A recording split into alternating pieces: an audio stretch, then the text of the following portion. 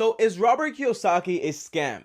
Is he not? Can you trust him? And for the first time ever in this series, I can actually talk from experience, because when I was starting out being like an entrepreneur and stuff like that, it was really one of the first books that I read, and it was Rich Dad, Poor Dad. And a lot of people that are out there, that's the book that we mostly start off with because it's so simple and it makes so much sense, right? But here's the deal.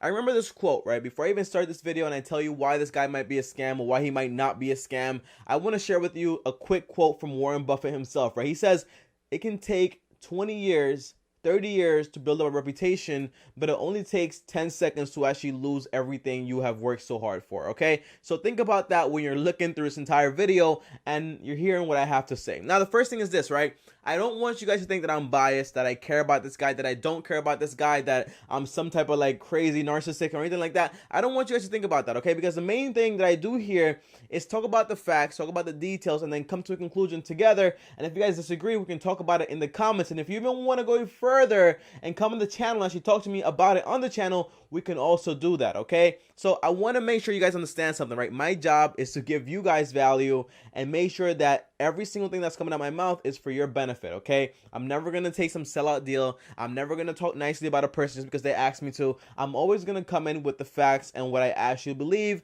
if it makes sense or if it doesn't make sense, okay? Now, the first thing is this, right? I hold Robert Kiyosaki really close to my heart because, he's one of the first guys that's actually taught me how to actually become financially free and actually work towards that goal, all right? But here's the deal. A lot of people out there have been talking about a few things when it comes to Robert Kiyosaki. The first thing is the guy has gone bankrupt. The second thing is that his book didn't really exist and it was actually fiction rather than nonfiction. And the third thing is, well, you can't really prove that he was wealthy before he made that book and before he actually started making money from that book, okay? Now, the first thing I want to break down is, all right, Tommy, how can we take advice? Imagine this, right? Imagine this. I come here on YouTube every single day. I make a video. I talk to you guys, give you guys financial advice. Well, not financial advice, because I don't think I can legally say that I do that. But I give you guys financial advice from my personal perspective. I don't think that's legal, but I give you guys, how do I say this? I give you guys personal stories about finance that I do and stuff like that. I give you guys that information, right? But imagine like one day later you guys actually find out that I'm actually someone that spends a whole bunch of money, doesn't have a single dollar in his bank account, and is a complete fraud, okay? Then you can't trust me, all right? So in this case with Robert Kiyosaki, a lot of people are wondering, Tommy, how can I trust this guy when he went bankrupt, okay? And here's the deal.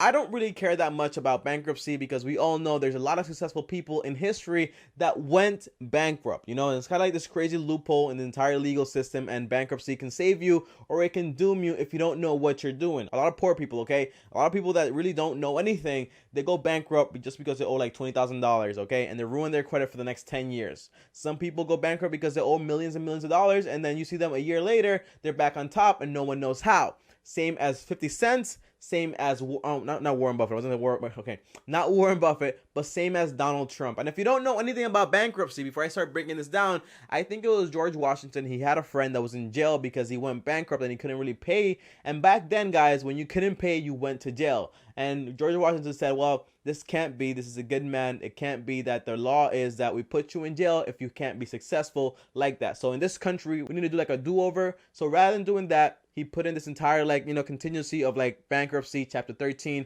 and all that stuff that exists today. That's where I think the story came from. If it doesn't come from that, then just go ahead in the comments down below and comment where the real story comes from. But that's what I was told in the beginning, and I never really bothered to like check up on that, because it's just like useless trivia. All right. Now here's the deal. When it comes to bankruptcy, I can't really say like he's a fraud because he went bankrupt, because the thing is that I read about it. It said that he owed like $13 million, well, $23 million in royalties that he never really paid out. All right. Now here's the deal. If you guys don't know anything about this, the company that Robert Kiyosaki actually had was valued around $300 to $400 million, almost $1 billion, right? That's crazy, right? And it was valued that much money, but he couldn't pay out for that. So a lot of people were saying like, oh my gosh, how can you have so much money, be valued so much money, but you can't even pay out 13 million, 23 million? What's the difference? You know what I mean?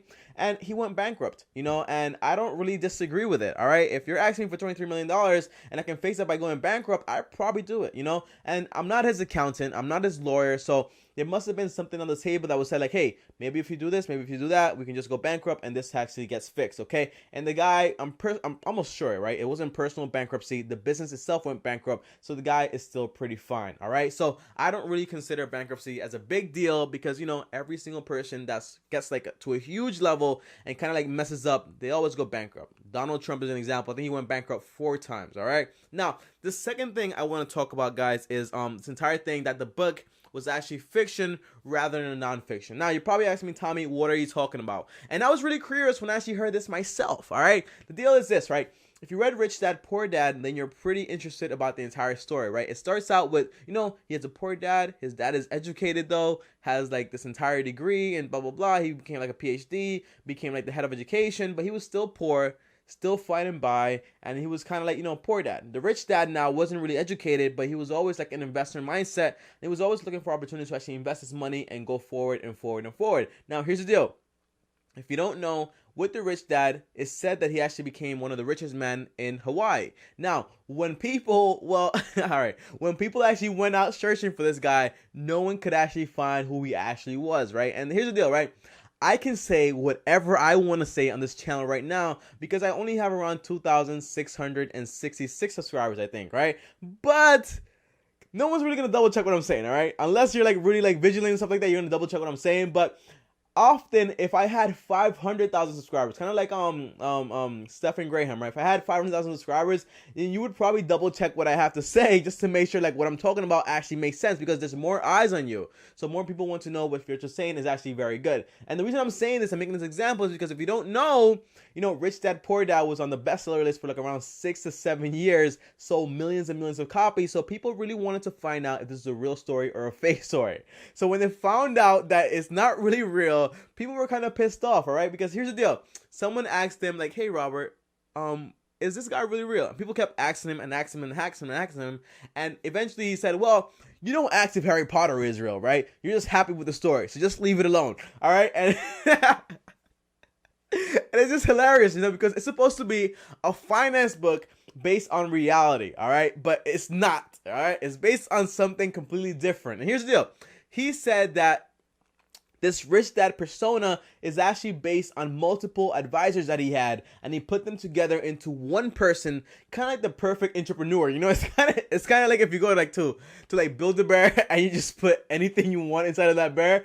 That's what he kind of did with his entire rich dad. Okay, and here's the deal, right? I'm laughing so much because I find it ironic. Okay, you read an entire book, you get so much value out of it, and the only thing that you care about that the rich dad was actually made at Build-A-Bear store. All right.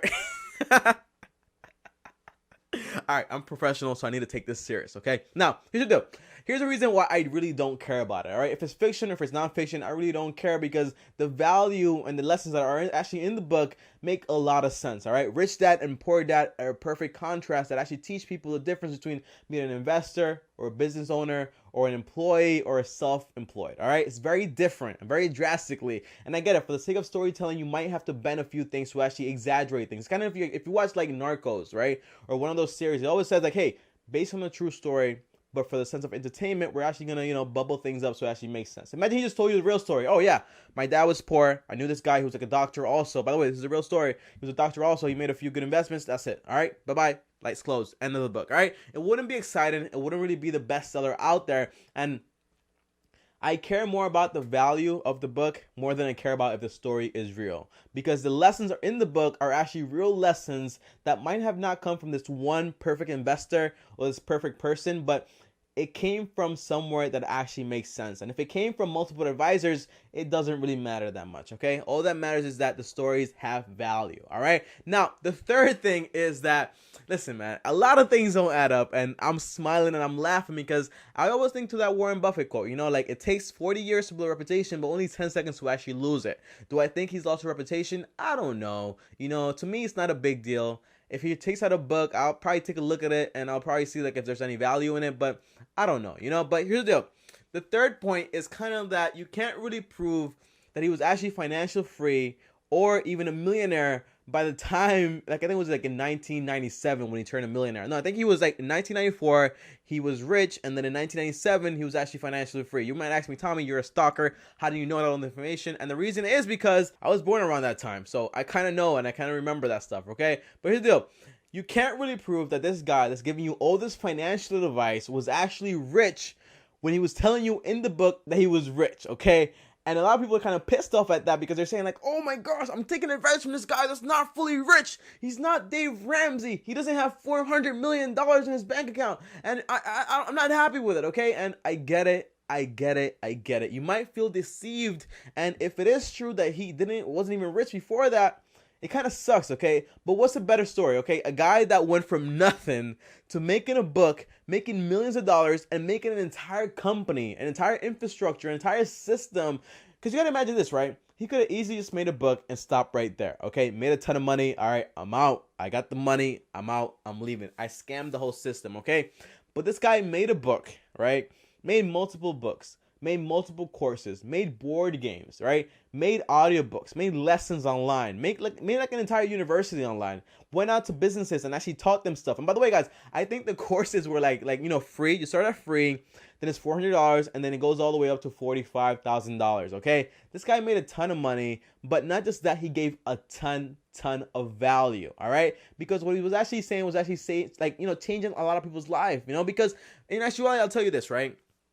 I'll share a very personal story with you guys, all right? When I read this book, prior to when I read this book, I was in college, and I had 23 pairs of sneakers in my closet, believe it or not, all right? And I had around $10 in my bank account, okay? Don't know how it happened. I don't want to talk about it. And I literally had like $2,000 in credit card debt because I had just bought my new laptop, okay? To start editing on YouTube, all right? And here's the deal.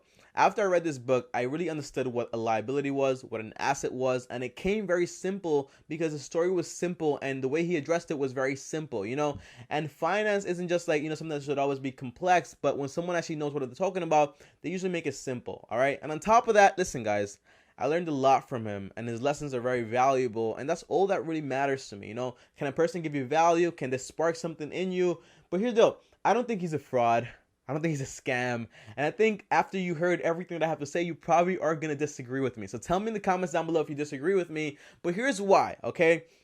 Bankruptcy is not a big deal, all right? It's not a big deal. If I go bankrupt tomorrow, just know that I went bankrupt for a very pleasant reason, okay? I might say that it's not for a pleasant reason, but most likely it was for a very good reason, okay? Second, if the story is nonfiction or fiction, it shouldn't really matter that much because it gave people value and it had entertainment into it, okay? If the story is not entertaining, if it doesn't have any real value, if it doesn't make you smile, if it doesn't make you remember stuff, then you probably won't even care about it. Imagine this, right? I think there's like 1,000 books every day printed or whatever it is, okay? 1,000 books every single day. Imagine how many books actually make it to the bestseller list. Not a lot.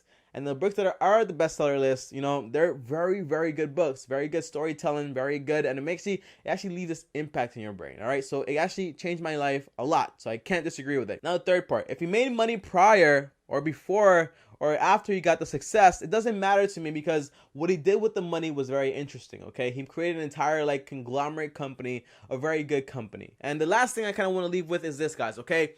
He put something in my brain that I never really thought about, and it's kind of like, if you want to change, you got to change your core basics, okay? Because a lot of people out there have, employee mentalities, and people don't really talk about that. And every single day now on YouTube, I see every single person out there. I'm going to make a video just on this also, right? Every single person is making courses about finance, about drop shipment, about starting an eBay store, starting whatever you want to start. Like, you see all those courses, you see all those advertising, right? If you're watching my video, you've probably seen at least one, 100% guarantee it, right? You've seen one of these things, right? And every single person uses these like buzzwords in your head, okay? Hey, it's all about security. It gives you freedom to actually do whatever you want, whenever you want. It gives you this, it gives you that. And all those buzzwords are for people with employee mentality, because you don't really want to take risks, because you don't really want to get out your comfort zone, because you don't really want to try things out for yourself. So they try to sell you on, oh my gosh, you're going to be an entrepreneur, but in reality, you're just going to be self-employed, and you might not make that much money because of taxes, and you might not make that much money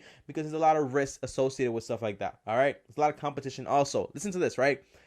If it's easy for someone to do, or if it's easy for you to do it and it doesn't really take a lot of work, then a lot of people can probably do it, and the competition is going to be ruthless. All right, guys, my name is TommyBryson. If you don't know me, you know me now. Thanks for watching this video. If you like anything I had to say, go ahead and like, subscribe, and comment down below. And if you want to come on the show and actually have a discussion with me, let me know down in the comments, or you can just DM me on Instagram at TommyBryson, like my name here, and we can actually chat, and then we can actually come on the channel and actually talk about what you want to talk about. I'll see you guys next time on the next video, and peace. You've got to start at the bottom if you're ever gonna reach the top. You've gotta watch all the seeds you sow. Don't